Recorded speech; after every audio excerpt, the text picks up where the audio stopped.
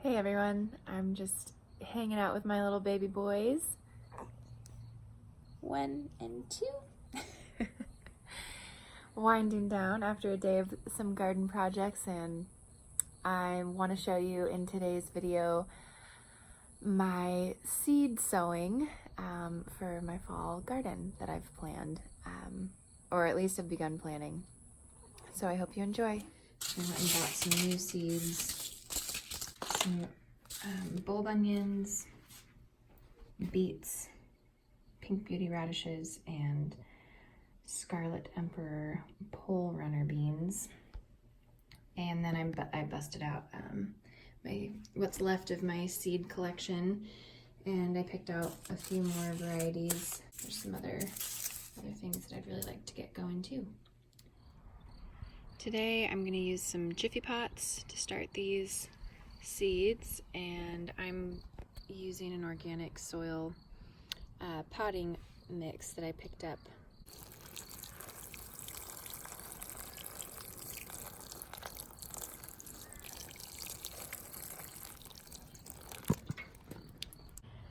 Okay, the most challenging part, I think, is choosing how much of what you want to put and where.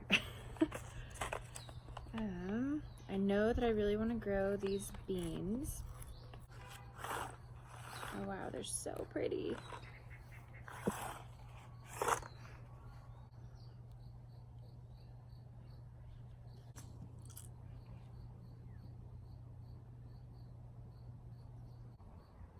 Just go ahead and put 2 in each cell on opposite sides.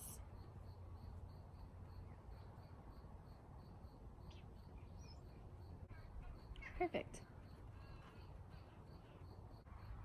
These have a 75-day maturity. And I also want to grow peas.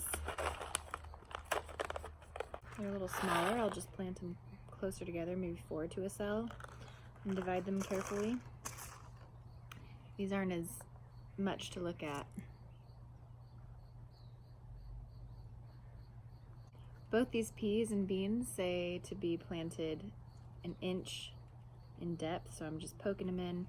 Once I go through and get all these seeds in, then I will come back and put some soil over the top and water again.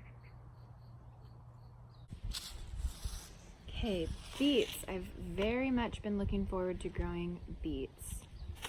And these are from Siskiyou Seeds, so they're bioregionally adapted to my area, which is Southern Oregon in Zone 8B. And I've heard from many gardeners with much more experience than I that beets are much better direct sown in the garden. However, I don't have my site prepared yet, and I have a pretty good amount of seeds in here.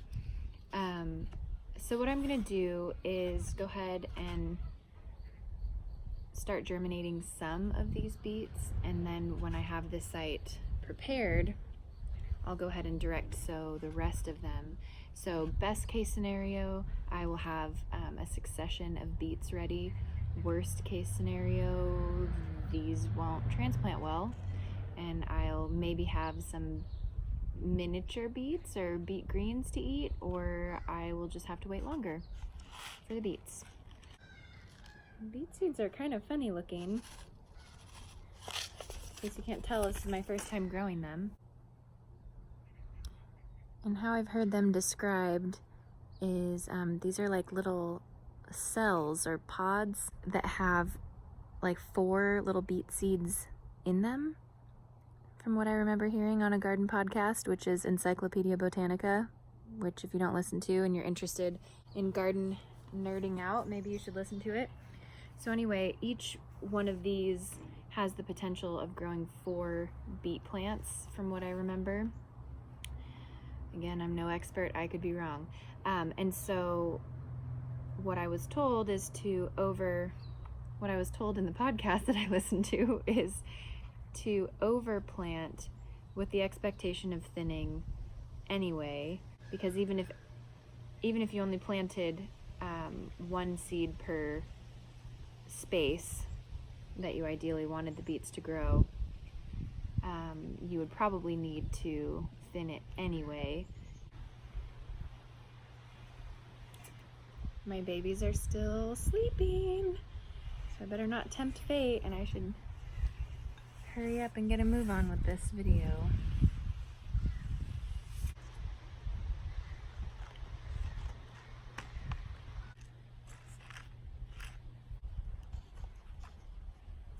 I would also really like to grow radishes, pink beauty radishes. Again, I've heard these are much better direct sown. I'm just gonna have the same tactic that I did with the beets.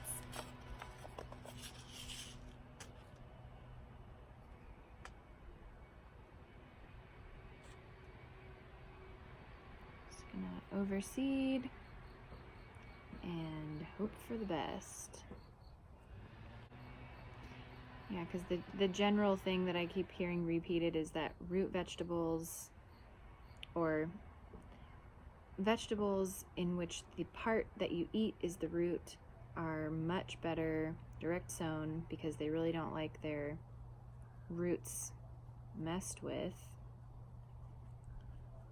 But pretty much everything I do here on this little YouTube channel that I just started is mostly a giant experiment documenting my journey into more self-sufficiency, more homesteading.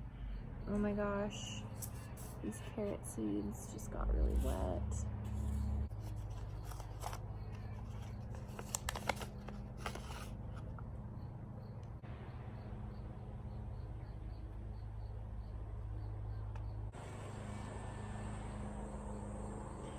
Okay, this is the carrot dragon variety.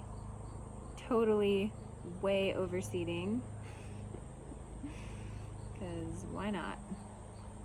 How about some yellow bulb onions?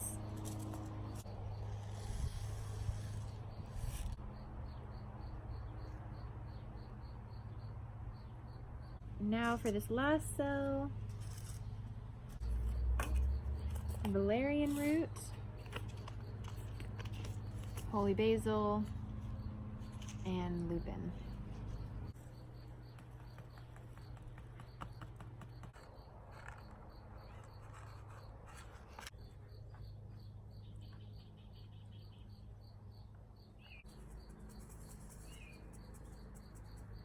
Way overseeded. There's a lot of little seeds in there. Okay. So I've had trouble in the past with germination rates, growing things directly outdoors in either jiffy pots or egg crates or these plastic ones or like the 72 seed cells. And the main issue that I've dealt with is just them drying out. So this time I'm going to use this giant Tupperware to place over to create a little greenhouse effect, because I do not yet have my own greenhouse, and that is on my wish list, and it's in the making, sort of. I've been collecting old windows and different supplies to repurpose to create the greenhouse, wood, etc. And I haven't found the perfect site yet, because I'm gonna have to level out some ground and put some gravel down, and it's gonna be quite the undertaking that you bet I'm gonna document and make a video about.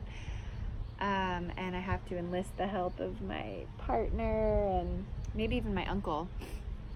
That would be nice if you're watching this. And yeah, then I think seed starting will be a lot more simple, and it can be like more of a systematic process where I always have things kind of going at some stage and some succession, and I don't have to use my setup of this table that I put over in the sunny spot of the yard that I will show later.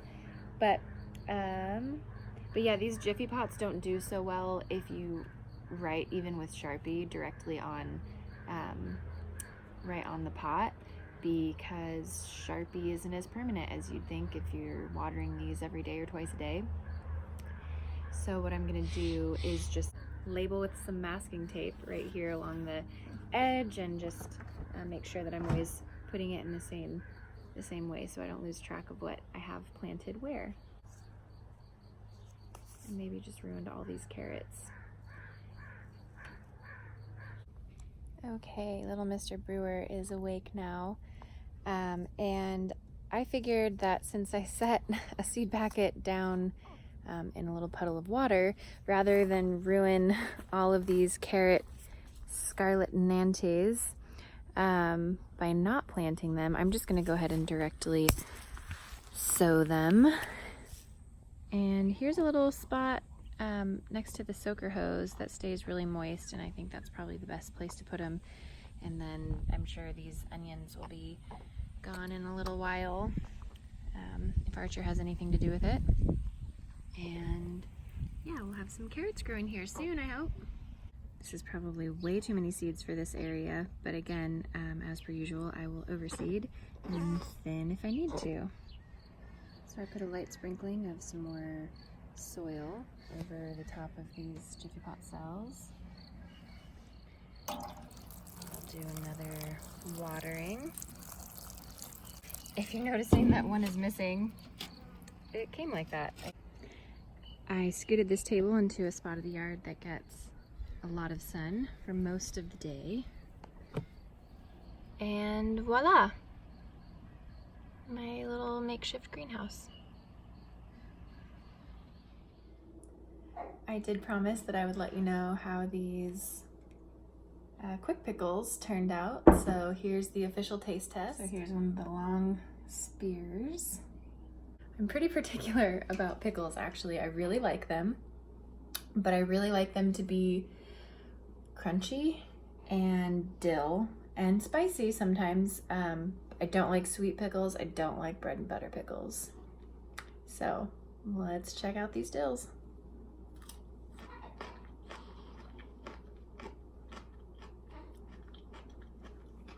Crunchy. And it's good. And I was worried that I wouldn't like the apple cider vinegar versus regular distilled white, but it's great. And I absolutely love that there's no freaking yellow number 5. I can't believe people put so much food coloring and everything.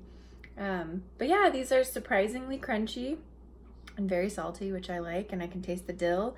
And I love that everything came out of my garden, or the garden of someone that I know and love and trust. So yeah, here they are. I recommend it. Make yourself some pickles. It wasn't that hard. And I can guarantee that we will eat these in less than 3 weeks for sure. So if you're at all freaked out about botulism, which a lot of people are from not wanting to do like water bath or pressure canning, then I think you can put your mind at ease with some quick pickles. All right, thanks. Take care.